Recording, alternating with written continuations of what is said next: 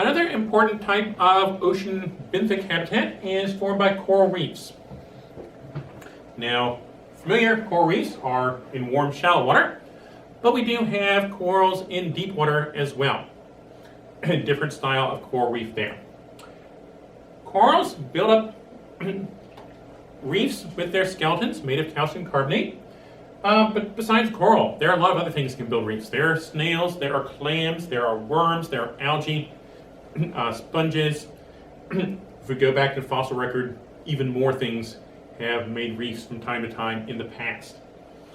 But any of these, basically, it's attached shells that over time build up this mound of accumulated skeletons. In turn, bits of things break off, pile up, but other things can grow on top. For example, in modern coral reefs, red algae, certain type of red algae referred to as coralline, just like coral has a hard skeleton. These will grow over the pieces of coral, things like that, help hold it together. So they're very important, holding the reef together, building it up. And there actually are some reefs that are largely just made of red algae. But even coral reefs, while they're mostly made of coral, but the red algae are helping hold it together. But again, algae, they need photosynthesis.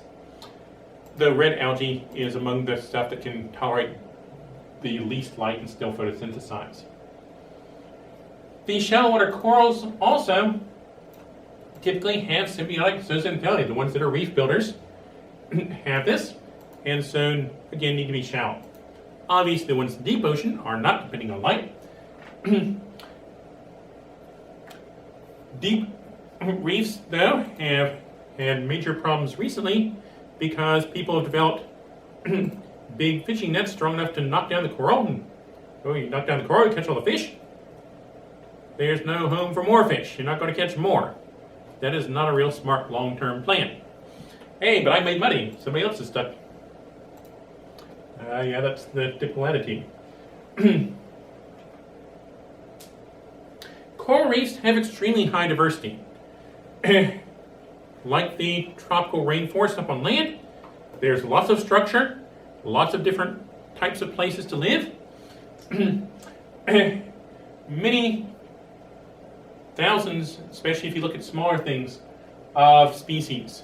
The fish, the invertebrates, whether it's the crabs and shrimp, the snails and clams, all sorts of different types of worms, lots and lots and lots of things living here.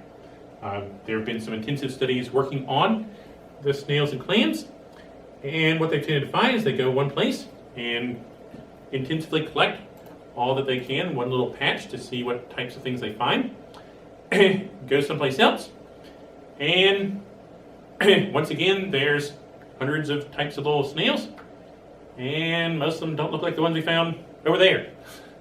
So the total number of types of things in these tropical coral reef areas is quite huge. Besides providing places for ocean life, coral reef, that provides protection, catches a lot of the wave energy behind the reef, is more protected. So provides protection to the land, less erosion. Lots of things living there, important for seafood, recreation, chemicals, potential development of pharmaceuticals, medically useful chemicals, things like that. But a lot of negative human impacts on these areas as well. It's estimated that around 27% are directly being impacted by humans, things like poor land use, leading to mud washing in, smothering the reefs, changing freshwater flow. If you're dumping extra fresh water, the corals need normal ocean water, dumping sewage. All too often that nice looking tropical hotel just has a pipe going out under the beach into the ocean there. Guess what? You get to swim in on that nice looking beach. Chemicals washing off from farms, oil spilling, bad fishing practices. One approach, for example, is to use dynamite. Toss a stick of dynamite in the water, boom! And that shock wave can severely injure or kill lots of fish, and then they just kind of float up to the top and you pick up all the fish. And you also just blew up a chunk of the habitat. Not so good there. Cyanide. You wouldn't be wanting to stick cyanide in your food.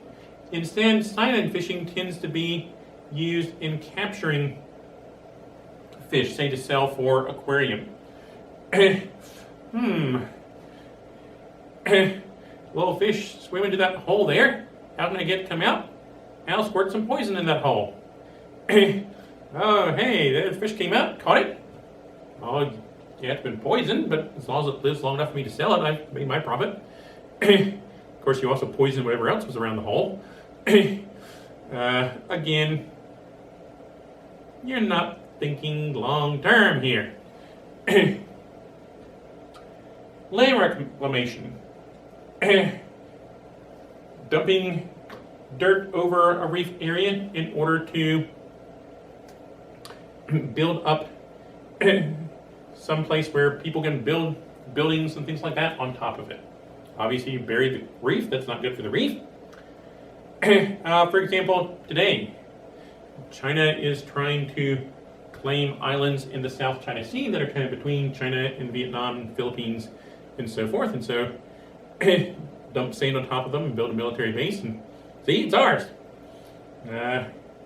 Obviously, it doesn't make Vietnam or Philippines very happy, but of course, they also know that trying to kick the Chinese military out of an island is not going to be a real smart move to try to do either. So, you've got challenges there. Careless tourism. Touching corals is not good for them. Bad use of waste, things like that. Mining corals for limestone to use, making cement, whatnot. All of these obviously are directly bad for the reefs. And then we have the problems of global warming, ocean acidification, which are causing increasing stresses on the reefs. We had major bleaching this year on the Great Barrier Reef in Australia, for example, relating to high temperatures. When we look back at the fossil record, we see that reefs have developed many times in the geologic past, but whenever there's big stress, mass extinction, reefs are among the things that crash. I mentioned earlier about complexity in an ecosystem and how it relates to stability. On the one hand, a smaller disturbance, one species got a problem, but hey, there are many more, tends to weather smaller disturbances, but a bigger disturbance that impacts a whole category of things in a complex system, we may see the whole system crash. Much harder for that complex system to recover in that type of situation. Here's a picture of some coral reef. We see different corals, hard coral here. Here's a soft coral, a different group of the corals there. Looks like probably some sponges in the background as well. Of course, obviously a bunch of fish here. There's a sea anemone. Very, very diverse setting. Like our tropical rainforest, also though, almost all the energy is in the living things. We don't have a lot of nutrients out in the water. Too much nutrients in the water, and you tend to have soft algae take over, smother the reef, and a crash in the diversity here.